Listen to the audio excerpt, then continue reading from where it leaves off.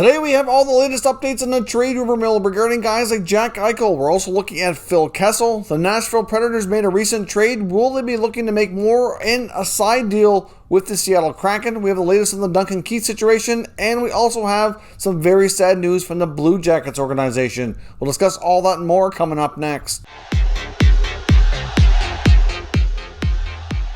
So welcome back to another video here at Top Shelf Hockey. As I mentioned, we have a variety of NHL trade talk to look at here today, a variety of things that likely could take place over the next coming weeks.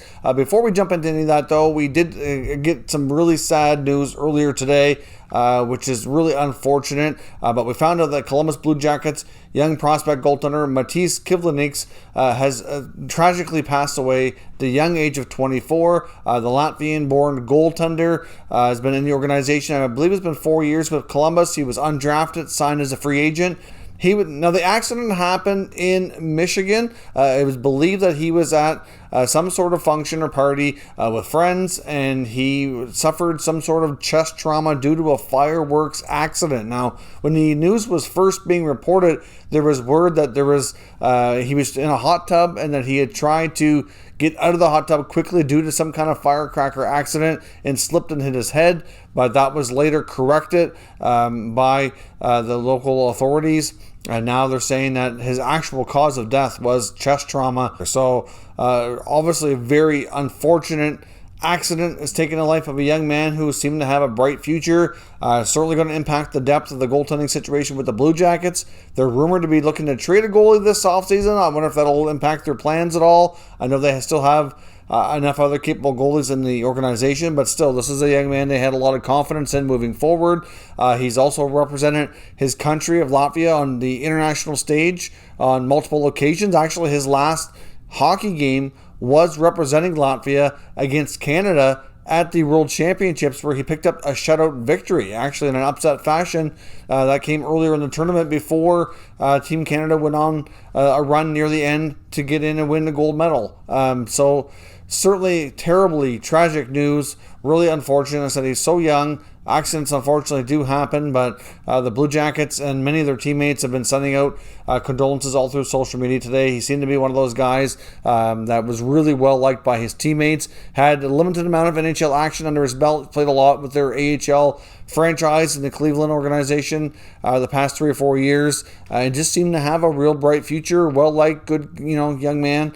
They called him Kivy as his nickname, and Kivy is unfortunately no longer with us. So I just want to extend my condolences to him and his family, his friends, organization, everybody who's been impacted by this. It's just really unfortunate news to hear a young man tragically passing away at such a young age, especially due to a freak accident like that as well. Now, we had other news today out of Buffalo as well. They've made another hire for their front office, which is Sam Ventura, who comes over from the Penguins organization. He's worked with Pittsburgh for the past 6 years, but for the past 3, his role was Director of Analytics. So I guess we'll see exactly what his role is going to encompass here with Buffalo. His title that the Sabres have given him is a little bit different. He's a VP of Hockey Strategy and Research. So I think it's fair to say they'll certainly be using a lot of analytics and other things. They're kind of research and players and development of players and all kinds of things in that regard. So another interesting hire. I know the Sabres are kind of looked upon as doing things a little bit unconventionally in many ways, but this could turn out to be a pretty good hire. So he's an interesting background here, so we'll see what he brings to the organization here in the coming years. Now, as I mentioned as well, we have a variety of NHL trade talk to get into here today. I want to kick things off with the Nashville Predators when it comes to this. Now, we've heard a variety of things. Of course, we recently saw them make a trade with the Kings, trading Victor Arvidsson for a couple of picks. David Poile on a recent radio hit went on to talk about the fact that Arvidsson wasn't really happy with his role in Nashville and welcomed the trade. Didn't explicitly say, at least from what I heard, it didn't sound like he explicitly wanted a trade, but it was certainly fine with it and change of scenery to do him good. So obviously that's the kind of news you don't really like to hear if you're a Predators fan. That one of your top offensive players was quite happy to leave. Now, of course, we saw the reaction to his teammate Philip Forsberg on social media, posting the big thumbs down, commenting on multiple occasions that very unhappy with the news. You have to wonder what his feelings are as well. Some question whether or not some of the players on the roster just don't mesh well with Coach John Hynes. Doesn't mean John Hynes is a bad coach. It doesn't mean they're bad players, but not everything goes well together, and certain players have their qualities of how they like to play the game, and certain coaches like to do things differently, and sometimes things just don't mesh well. So it could be a situation where that could be the case. I'm just speculating on my part there, but you have to wonder, and I know there's many out there now that think, based on the reaction of Forsberg and based on what Poyle has said, that there could be other players feeling the same way, and you have to think maybe a guy like Philip Forsberg might be one of the next players to leave town, and it certainly seems like he might be open to it as well, given his online public reactions. Now, of course, there's no guarantee that's going to happen, but like I said, after the reactions and everything that's transpired, there are some out there that feel it's a real possibility. So obviously Philip Forsberg is a guy that many thought might have been available at the NHL trade deadline. I've seen some NHL sources say he was. I've seen some say he was not. And I think the ones that say he was would probably agree with the fact that he was only going to be really considered available if another team came along with a really a nice knock your socks off kind of price that they just could not refuse. I don't think David Poyle went into the deadline seeking, thinking I'm unlikely going to trade this guy. That wasn't really a scenario that was likely going to unfold. He had enough term on his contract that he wasn't considered a rental player. Eichel was a main player that was likely going to get moved, and now that seems to be the opposite here. There's word that Eichel as well as Granlund, even though they're both pending unrestricted free agents here, that they're likely going to re-sign and stay with the Predators organization, while many of the other guys around them could end up getting moved around and to kind of shake things up here. So we'll see what happens with Philip Forsberg and whether or not he indeed does get moved, and if the unhappiness that he's been showing online translate to a trade. But the other part of the radio hit that many found intriguing, and I did as well, is he did indicate the fact that he would like to make a side deal with the Seattle Kraken and have them choose a specific player when it comes to that. Now, there's some that feel that the NHL is not going to see a ton of side trades like they saw in the Vegas expansion draft, that a lot of teams learned their lesson, and that, they're going to be taken here advantage of. Essentially, Ron Francis is believed to be asking for a lot. If you want a deal for me to not take a particular player, or you do want me to take a specific player, you're going to have to pay a nice price to make that happen. Otherwise, I'm just going to do whatever I want, essentially, which, you know what, it should be that way. It's his time to take advantage of these teams. It's not something that comes along very often. He's only going to get one crack at this expansion draft, and if the things don't go well, that's going to be on him. So he's going to make sure that he gets as much as possible by the time everything is all said and done. Now, after the comments from Poyle about wanting to make a side trade, many feel that player that he would prefer Seattle to take is $8 million center Matt Duchene. Now, that might be a little bit of a pipe dream for Poyle. I would think that he's going to have to offer Francis something awfully nice if that's going to have any chance to happen. I don't know exactly what it's going to take, but I would think it's probably going to take at least one, probably two assets, and maybe even they retain a little bit. I mean, he still has 5 years left on that contract at $8 million. So that's not going to be something that's easy to get rid of. Now, from the Seattle side of things, if Duchene plays up to his full potential, he could be a great top six center for them and help them be competitive. But we know, based on the history of Matt Duchene, I'm not sure that's overly likely, to be completely honest. My opinion on this player has changed a few times since he's been in the NHL. When he was the first out of the draft, young, exciting player on the rise. He looked to be a real solid guy, budding towards being a real superstar. But then it seems like once he get paid, his effort level came down. We've seen him moved around enough times now. He's gone from Colorado to Ottawa to Columbus. Columbus didn't sign him, obviously. He went to Nashville as a free agent. He's on his fourth team. Some think that he's just not a great guy in the room, and you can kind of see how that might be the case. He just doesn't rub guys the right way. I'm not really sure. I'm speculating on that, but when you have a player that's put up really solid offensive numbers and gets moved around a lot, you have to think that there's something that's as much of an off-ice issue that could be impacting things. And there's been a lot of talk about Duchene over the years. So hard to say exactly what happens here. I can understand from Poyle's perspective why he would love it if Seattle would take this guy off his hands. But what is he going to have to give up? I would assume a first-round pick is pretty much a given, and you're likely looking at more than that as well. So do you want them to end up taking your first rounder and at least another solid young asset, maybe even have to retain a little bit of salary? Maybe it's done through trade. I don't know exactly how they do it that way. I mean, because if they do it through trade, you can retain some salary. If it's done strictly through expansion, then you're taking the contract on. So I'm not sure how that works out for them, but we'll see what happens. And if Poyle strikes a deal here with Kraken GM Ron Francis, he may end up having to pay through the nose to move a bad contract if that's really what he wants to do. Now, the latest updates on the Duncan Keith situation here as well. We're not going to talk about this a whole lot. We've talked about it a lot here in the last 4 or 5 days since it first became public.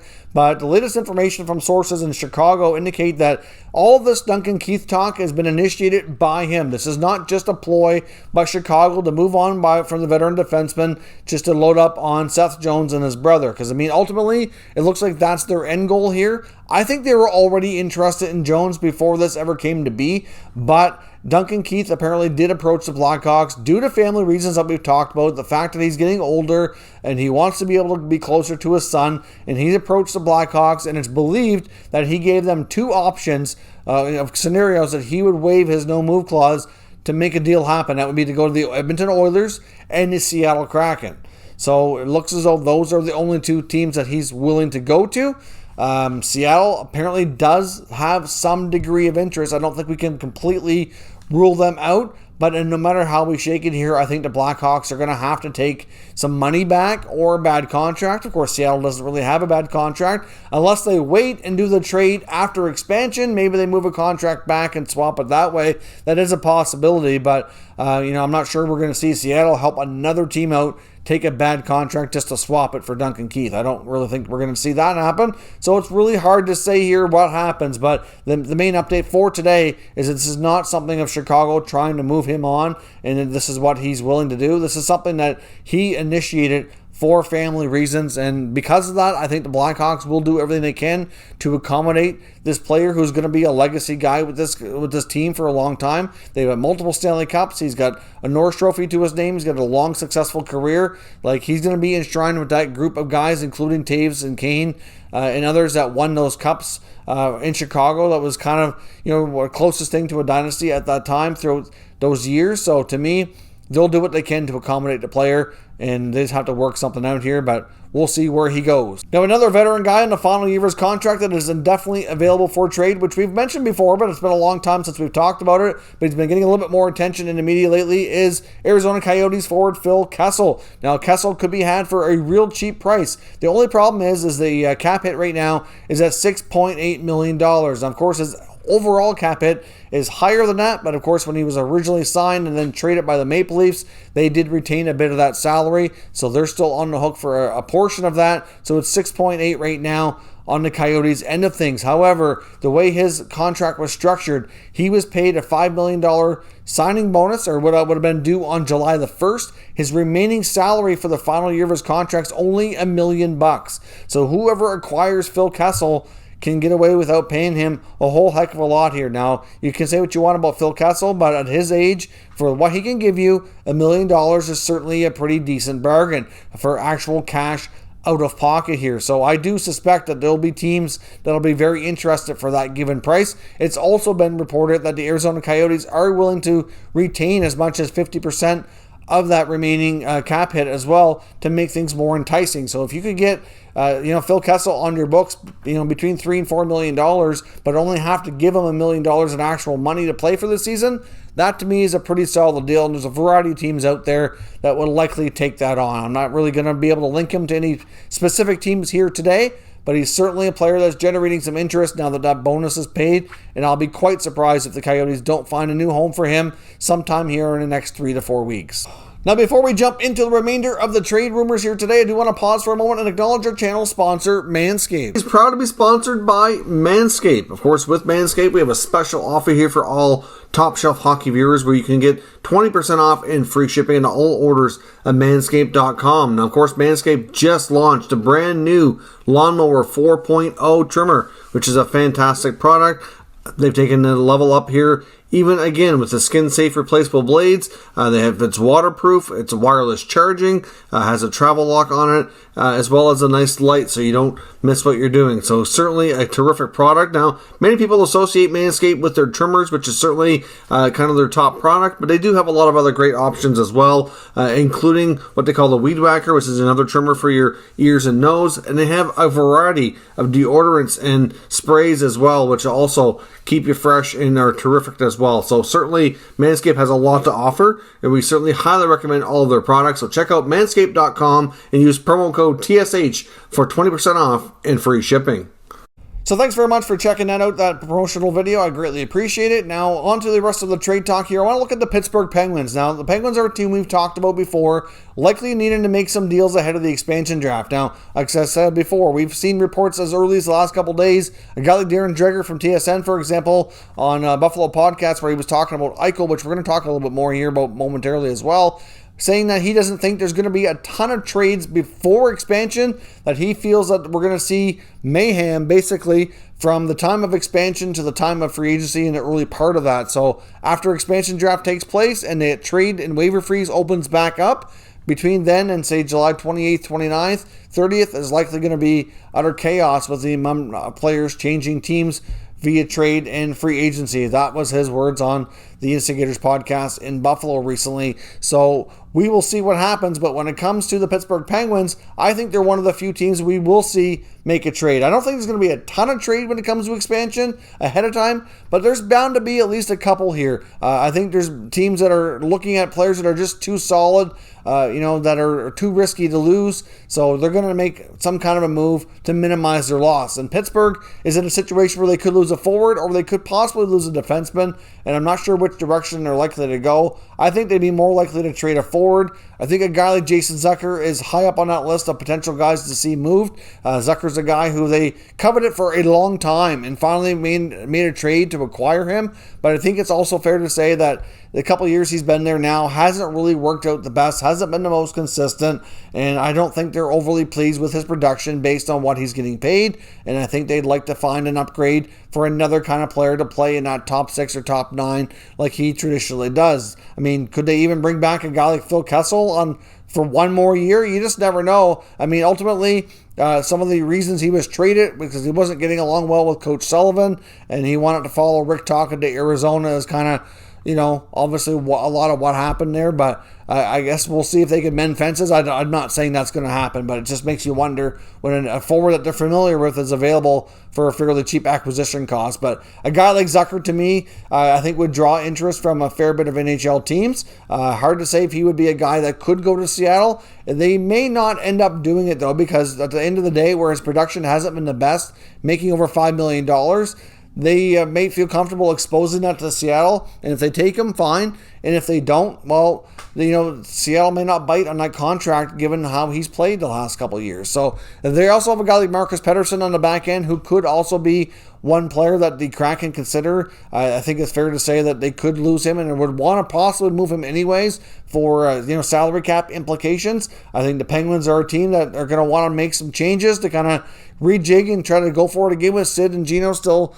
playing at a decent level here. And I think that these guys are the main options to likely be out the door and be traded for other pieces. So I guess we'll see what happens, but the Penguins are one of the teams that have been in the rumor mill about making a trade ahead of expansion. Now, lastly, as I mentioned, I want to talk a little bit further about what Darren Dreger was saying on the Buffalo podcast, WGR, on the Instigators, talking a little bit more, obviously, about Eichel. He talked about a variety of things, but being a Buffalo podcast, clearly, the Sabres are one of their main topics that they discuss on that station and on that program. So obviously they were talking about a lot about Eichel, Reinhart, Ristolainen, and he feels basically the latest here that an Eichel trade, like I said, is likely going to happen after expansion. Not really so much an issue on the the Buffalo side of things, because I think they have a roster that's pretty flexible to work with when it comes to deciding who they're going to protect versus not protect.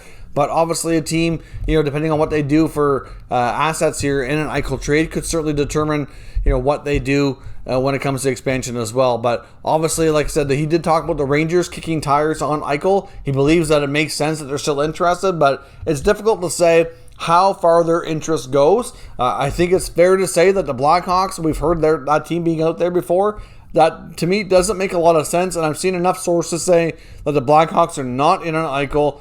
They have too many high-paid players like Taves and Kane. DeBrincat's heading in that direction to be a high-paid player. If they go after a defenseman like Seth Jones, like they're rumored to be doing, that just doesn't make sense to try to add another guy like Jack Eichel. So I think it's fair to say that the Blackhawks are not in on this. I've seen some degree of people saying that the Ducks are in or out. I've seen a degree of people saying that the Kings are in or out. Even Columbus as well. I mean, it seems like every time you turn around, there's different reports saying, well, this team is out now. And to me, I'm not really sure we can really count a lot of teams out at this point. The one thing that Dreger said that made the most sense on this podcast when it comes to the Jack Eichel situation is that he feels that the price tag is going to have to come down. There's no way that teams are going to pony up to 6 pieces for this player like it appears as Kevin Adams is asking for right now. So teams might be indicating that they're out just to try to bring the price down. If they get pressured that no teams are going to bite on this, they're not going to have any choice but to lower the price tag. Now, we've also had comments from Eichel's agent as well as Adams, the GM of the Sabres, indicating that they've had more talks and that they're getting closer to a resolution. So many feel that the resolution is a trade. So we'll see what happens, but at the end of the day here, I think the price is going to have to come down on Jack Eichel before we really get significant traction to the point where it kind of becomes a situation where anything is imminent at all. But let me know your thoughts, where you think Eichel will end up, as well as some of these other guys we've talked about here today, and we'll discuss further down in the comments. If you're new to the channel, make sure you subscribe and stick around. We'll keep you up to date with all the latest news and rumors on all 32 NHL teams. Thank you for watching, and I'll catch you next time.